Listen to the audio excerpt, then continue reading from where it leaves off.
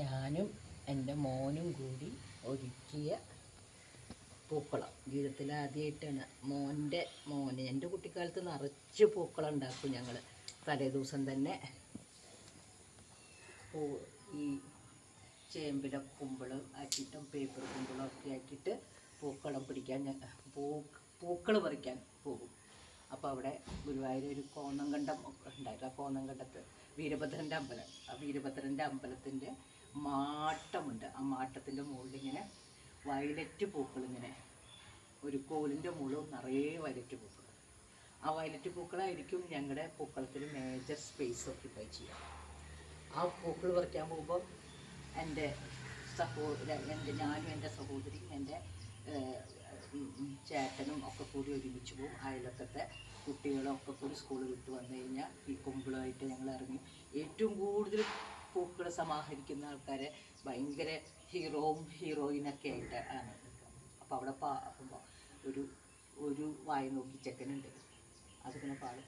ശ്യാമസുന്ദര പുഷ്പമേ എൻ്റെ പ്രേമ സംഗീതമാണു നീ എന്ന് പറഞ്ഞിട്ടുള്ള പാട്ടൊക്കെ പാടും.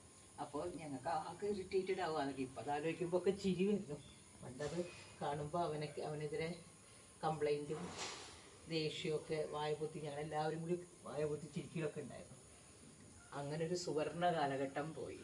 പിന്നെ 10-20-25 വർഷത്തിലധികം 30 വർഷത്തോളം ഞാൻ പൂക്കളൊന്നും ഇട്ടിട്ടില്ല. ഇന്നലെ ഞാനൊരു പ്രതീകാത്മകമായൊരു അത്തപ്പൂക്കളിട്ടു.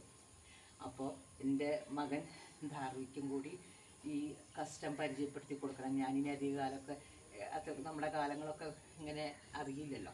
അപ്പോൾ അവനും കൂടി ഇന്ന് പരിചയപ്പെടുത്തി കൊടുക്കാം എന്ന് വിചാരിച്ചിട്ട്. കാരണം റിലീജിയസ് ആയിട്ടുള്ള റൈറ്റ്സ്, ഇത് റിലീജിയസ് റൈറ്റ് അല്ല, കൾച്ചറൽ റൈറ്റ്സ് ആണ്. അതൊന്നും പുതിയ തലമുറയ്ക്ക് പ്രത്യേകിച്ച് എൻ്റെ മക്കൾക്ക് അറിയില്ല. അപ്പോൾ അതുകൊണ്ട് പിന്നെ ഞാനൊരു സെക്കൻഡ് ചൈൽഡ്ഹുഡിലേക്ക് പോകുമ്പോൾ എനിക്ക് ഭയങ്കര പഴയ കാലത്തെ ആ ത്രില്ല്, എക്സൈറ്റ്മെൻറ്റ്, എക്സ്റ്റസി ഒക്കെ തിരിച്ച് കിട്ടുകയാണ് പൂക്കളുമ്പോൾ. അതുകൊണ്ട് വലിയ ഡിസൈനൊന്നും ഞങ്ങൾക്ക് അറിയില്ല, എനിക്ക് ചെയ്യാൻ അറിയില്ല. അതിനൊക്കെ മൂത്ത മോൻ വരണം. അപ്പോൾ നാളെ ധാർവിയോട് ഞാൻ പറഞ്ഞിട്ടുണ്ട് ഓരോരോ ഡിസൈൻ വെച്ച് ചെയ്യാനുള്ളത്. അപ്പോൾ സന്തോഷം കിട്ടണം. നമ്മളെ ഏറ്റവും വലിയൊരു ഭയങ്കര ഒരു ലൈറ്റ് ആവണം. എന്തിനാണ് നമ്മളിങ്ങനെ ഉള്ള സ്ട്രെസ് മുഴുവൻ തലയിലേറ്റ് നടക്കേണ്ട ആവശ്യമില്ല.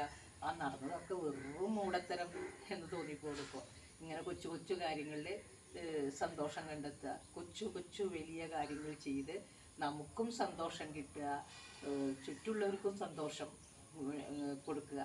Radiating happiness around us, radiating light around us, ചുറ്റും പ്രകാശം പരത്തുക. അതൊക്കെ വലിയ വലിയ കാര്യങ്ങളാണെന്ന് ഈ വയസ്സുകാലത്ത് എനിക്ക് മനസ്സിലാവുകയാണ്. മറ്റിൻ്റെയൊക്കെ പിന്നാലെ പോയി ഈഗോ സാറ്റിസ്ഫൈ ചെയ്യാൻ, കോമ്പീറ്റ് ചെയ്യാൻ, മത്സരിക്കാൻ പോയി നമ്മുടെ ജീവിതം സന്തോഷം ഇല്ലാതാക്കി നമ്മൾ തന്നെ. അപ്പോൾ ആ പ്രകാശം കെടുത്തി. ഇനിയിപ്പോൾ അതൊന്നും വേണ്ടല്ലോ.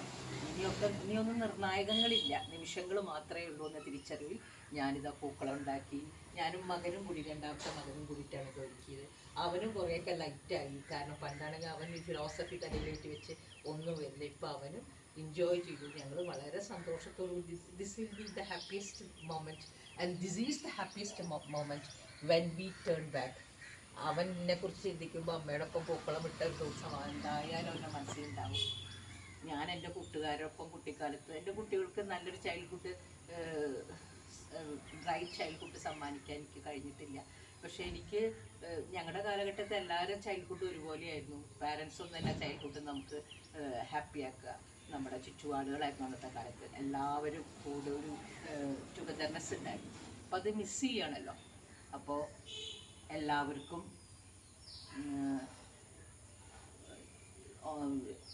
ഇന്ന് ചിത്രയാണല്ലോ, ചിത്ര ദിനാശംസകൾ നേരുന്നു. എല്ലാവർക്കും നിമിഷങ്ങളിൽ ജീവിക്കാൻ സാധിക്കട്ടെ.